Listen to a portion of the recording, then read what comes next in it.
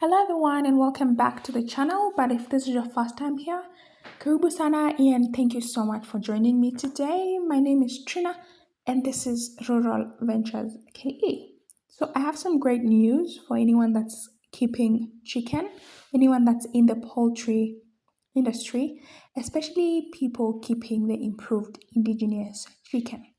So I'm going to be taking part in a poultry research activity that's going to be conducted by KIG Group Limited through its firm called Noblicel Agricultural Research and Consultancy Services, where our area focus will be in Transoya. So we're basically going to be interacting with farmers to understand their experience when it comes to poultry farming. So the five thematic areas of discussion will be to assess financial literacy and socioeconomic characteristics of farmers, to investigate production challenges, constraints, and opportunities for improved indigenous chicken farming, to analyze marketing channels, to determine gross margin and profitability through cost of production and returns of improved indigenous kienyeji farming. We will also be examining investment appraisal for studying economic viability of improved indigenous chicken farming. As we prepare for the upcoming field research project on improved indigenous chicken farming, we recently visited a farmers cooperative by the name Chickens, Queens and Kings Poultry Farmers Cooperative Society during a mapping exercise. And the purpose of the exercise was to understand the poultry farming landscape and identify the farmers who will participate in the research next month. And during the discussion, we learned about opportunities and challenges that poultry farmers face every day. And that got me thinking about a very important question. What would happen if your entire flock died tomorrow because of something like diseases, fire, theft, or anything? Would your poultry business recover financially or would it collapse?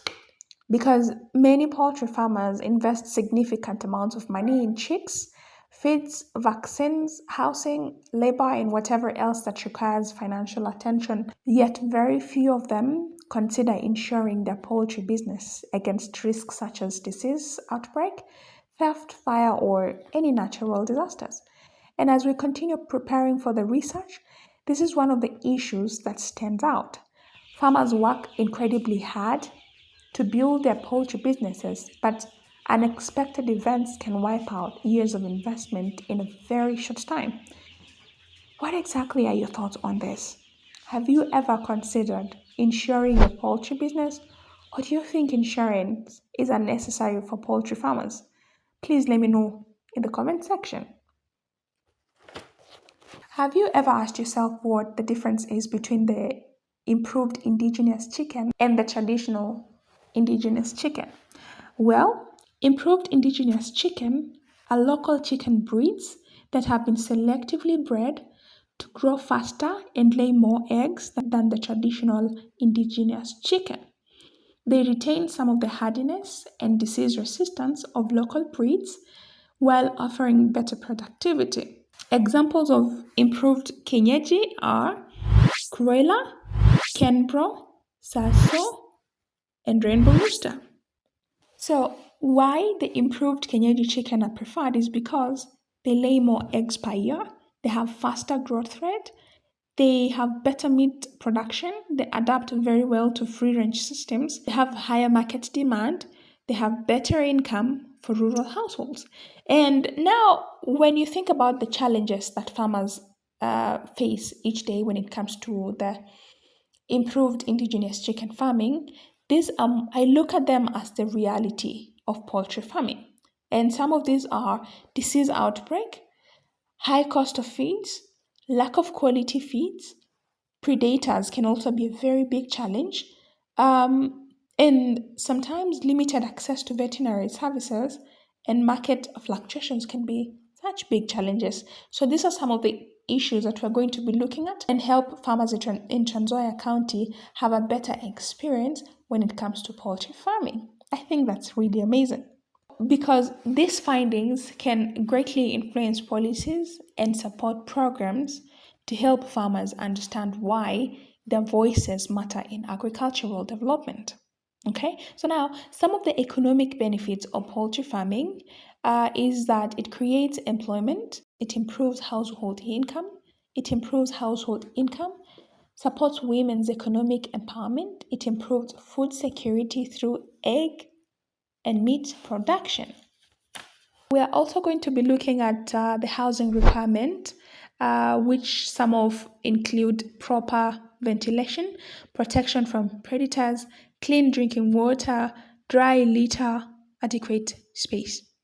And then when it comes to feeding management, you can start with starter feeds for chicks, grower feeds for developing birds, layer feeds for egg production, and supplementing the feeds with greens, insects, and kitchen leftovers where appropriate. This is where I would hit the subscribe button because we have quite a lot to share here on the channel, such as the BSF farming project, which is some of the things that you can use to supplement the commercial feeds with. Okay.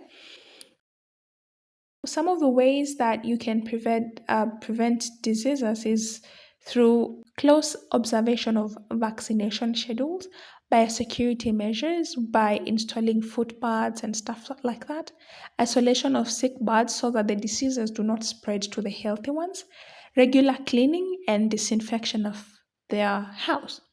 And what are some of the marketing opportunities that farmers can have? Yeah, so farmers can earn from selling eggs, they can sell mature birds, they can also sell chicks at any age, and they can supply restaurants and local markets with the chicken.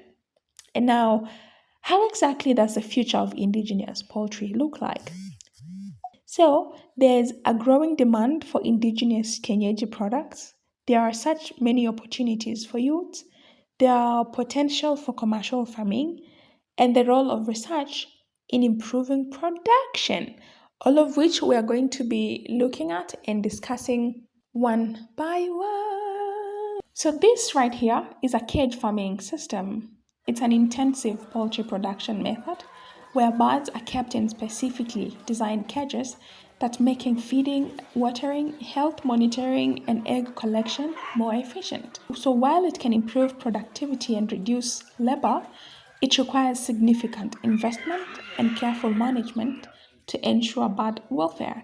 And the advantages of the cage farming system is that it has an easier collection of eggs. There is better monitoring of feed intake and egg production, reduces egg breakage and losses. It lowers risks of disease and spread through litter, and it requires less space compared to the deep litter system.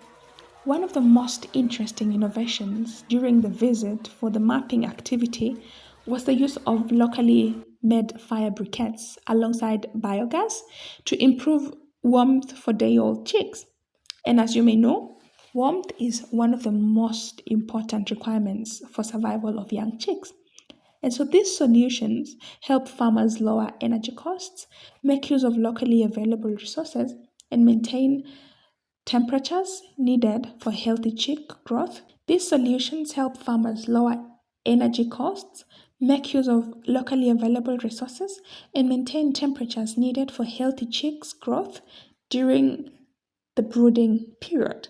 And this is a very good example of how practical innovations can make poultry farming more affordable and accessible even for smallholder farmers. Now, everyone, that marks the end of our video today. If you happened to like any part of it, please show me that by hitting that like button. If you have not subscribed to the channel, please take a few seconds to hit the subscribe button and share it with your family and friends and whoever you think would enjoy this kind of content. And until next time, take care of yourselves, everyone. Bye.